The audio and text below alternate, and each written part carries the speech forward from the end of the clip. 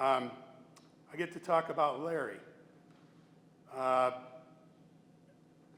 few minutes is certainly not enough time, but I'll try to make the points I should make. He was known as Grizzly Bear. Why? Because that's what Coach called him. Coach has a way of giving people monikers that somehow stay with them, whether you like it or not. He was Grizzly Bear, but that was such an aptly chosen nickname, Coach, because that's who Larry was. He was a tough guy. And not only did he play football, but baseball for Coach while he was here at Brother Rice. And his beginnings at Brother Rice may have not been the most enthusiastic for Larry. He was from Westland, which for him, Birmingham or Bloomfield was like the other side of the world in more ways than one. And there was a great, I think, not reluctance, but apprehension when he came here, because it kind of reminded me of the wrappers on those cookies last night, cake eaters. He thought he was going to be with a bunch of Birmingham cake eaters. That, you know, when we weren't going to Brother Rice, we were going over to the country club and hanging around the pool or something. But you know where that ended is with his family. And I can't talk about Larry without talking about his mother. His mother was the greatest.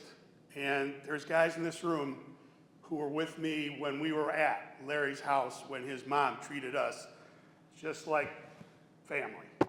And in time, Larry would visit our families, and our mothers would be hosting.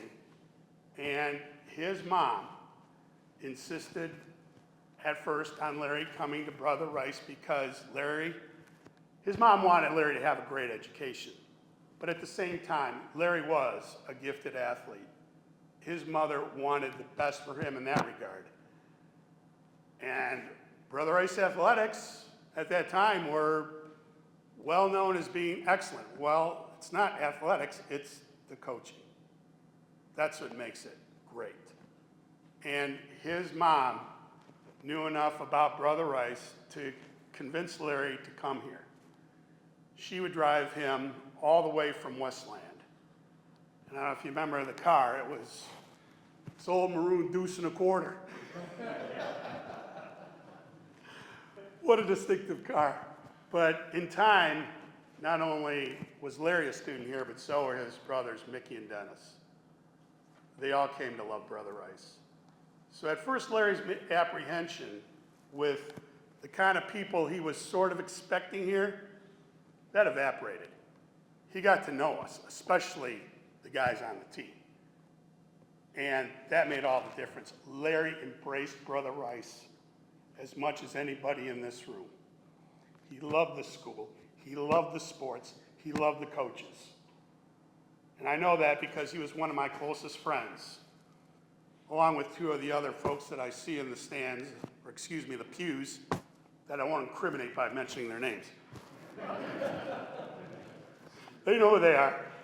And there were several of us, along with Larry, that spent an awful lot of time together with Larry and really got to know him, obviously as an athlete, but also as a person. And boy, you couldn't ask for better as far as a person. Larry's one of those guys, he'd do anything for you.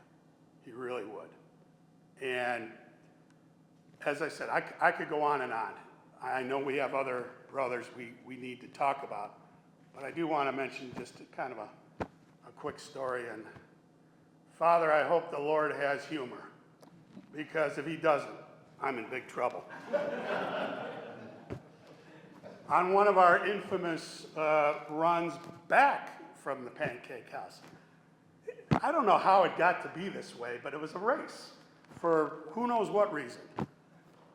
I was driving one of my parents' cars, and it was one of those old Chevy Suburbans that was about the size of an aircraft carrier. And we were hauling down Maple Road, and a car of our teammates was in front of us, and they wanted to burn us to make sure we didn't catch up. So they waited at the corner on Maple and Lasser until the light was pink. And then they made that left turn down to Lasser. I told Larry, we're going for it. And I blasted through and just, wheeled it hard left. The car lifted up on 2 wheels. So I'm like this and Larry's like there. He was, Larry's was a little pale to begin with, but you imagine him being even whiter. So, I sort of helped him on a spiritual journey that morning because once we got back here, he got out of the car and he started staggering for the doors of St. Regis. I said, where are you going? And he muttered something about thanking God he was still alive. So, rest in peace, Larry. You always be the greatest.